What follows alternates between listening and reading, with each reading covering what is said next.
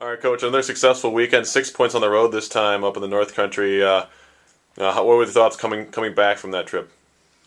I think, obviously happy with our success. We made the playoffs for the first time. It's been one of our goals for a couple of years now, so I think everyone was pretty happy and enthusiastic to accomplish it.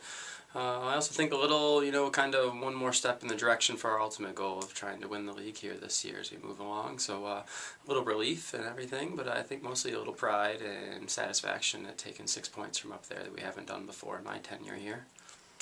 Now coming up, a kind of a short week here before Union comes in. Not only is it a rivalry game, but it's plenty of playoff implications. What do you guys have planned? What's kind of the plan for like just 2 days of practice here before you play Union?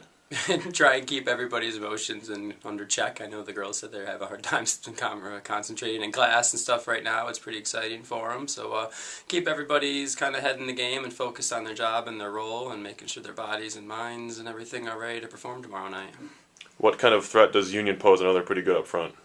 Yeah, I mean, they got three great forwards across the front line, but I think the rest of the team's fantastic as well, and they've improved everywhere from last year. And I know they got back Melissa Mansfield, who they were missing last season, so they're probably as big a threat up front as we've seen yet this year, but I also think their midfield and their back four are very well established. They're not yielding many goals or giving away many chances or anything, so overall they're a good team. It's going to be a good match for us again.